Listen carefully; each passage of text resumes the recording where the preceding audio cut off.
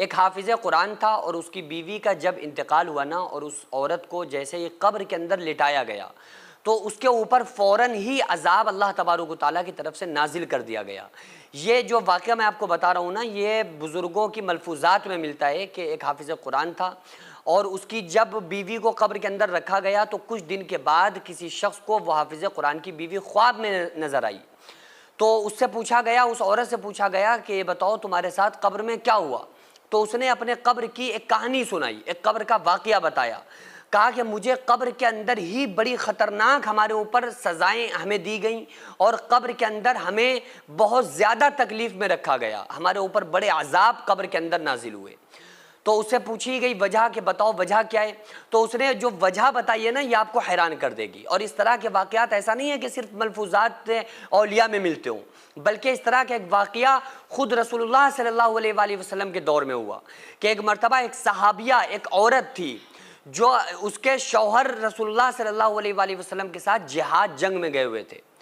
تو اس کو خبر ملی اس عورت کو کہ اس عورت کے باپ بیمار ہیں سخت۔ تو اس عورت سے کہا گیا کہ تمہارے والد بیمار ہیں، چلو اپنے باپ کی عیادت کر لو۔ تو اس عورت نے کہا کہ ہمارے شوہر گھر پہ موجود نہیں ہیں اور ہم اپنے شوہر کی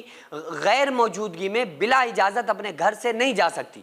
تو اس عورت نے ایک شخص کو رسول اللہ صلی اللہ علیہ وآلہ وسلم کے پاس بھیجا کہ جاؤ ہمارے نبی سے پوچھ کر آؤ کہ ہمارا شوہر ہمارے گھر پہ موجود نہیں ہے، جہاد میں گیا ہوا ہے، تو کیا ہم اپنے شوہر کی بغیر اجازت اپنے باپ کو دیکھنے کے لیے اپنے مائکے جا سکتی ہوں؟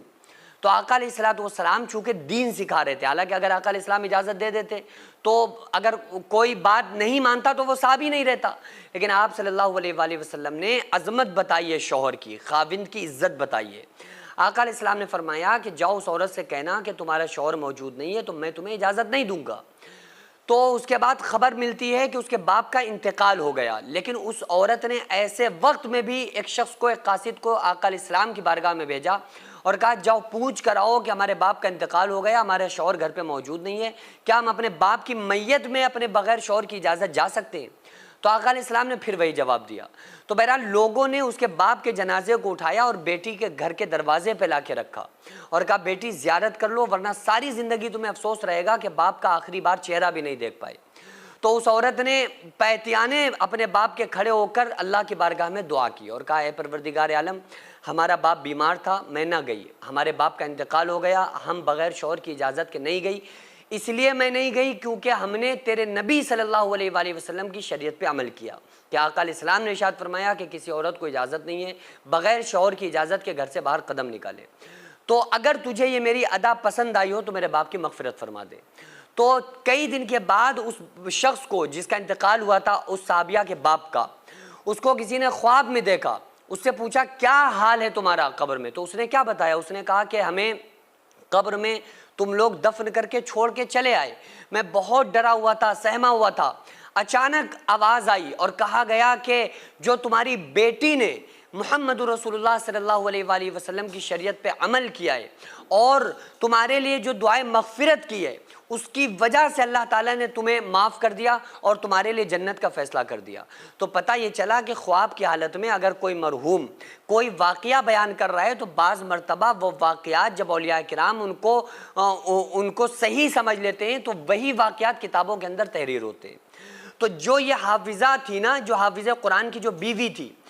اس سے جب پوچھا گیا کہ تمہارے ساتھ قبر میں کیا ہوا تو اس نے کہا کہ ہمارے اوپر بڑا شدید، بہت خطرناک عذاب ہوا۔ اس کی وجہ یہ تھی کیونکہ ہم اپنے شوہر کے نافرمان تھے، ہم اپنی زبان کے ذریعے سے اپنے شوہر کی نافرمانی کرتے تھے، اپنے شوہر کا دل توڑتے تھے۔ اس کی اتنی بڑی سزا مجھے ملی کہ قبر میں ہی ہمارے اوپر عذاب کو طاری کر دیا گیا، کیونکہ حافظ قرآن کا میں نے دل دکھایا ہوا ہے۔ ایک تو شوہر، اور اوپر سے میرا شوہر جو تھا وہ حافظ قرآن تھا۔ حافظ قرآن کی بہت بڑی فضیلت ہے کیونکہ اس نے پورے اللہ کے کلام کو اپنے سینے کے اندر محفوظ کیا ہوتا ہے۔ اس ٹائم اکثر لوگ مسجد اور مدرسوں کو توڑنا اور گرانا چاہتے ہیں، تو ایسے میں ہمارا فرض بنتا ہے کہ ہم اپنے مسجد اور مدرسوں کو قانونی طور پر مضبوط بنائیں۔ اس سے پہلے بھی میں عرض کر چکا ہوں کہ ایسے میں ہم ایک ایسا اسکول پلس مدرسہ ایسا بنانا چاہتے ہیں جس میں بچے اسکول کے ساتھ ساتھ دینی تعلیم، حفظ، عالم کا کورس اور قرآن پڑھنا سیکھ سکیں۔ اتنا بڑا کام اکیلے بالکل بھی ممکن نہیں ہے۔ اگر آپ چاہتے ہیں کہ آپ کا پیسہ صحیح جگہ پر لگے اور آپ چاہتے ہیں کہ آپ کو اس کا ثواب قیامت تک ملتا رہے،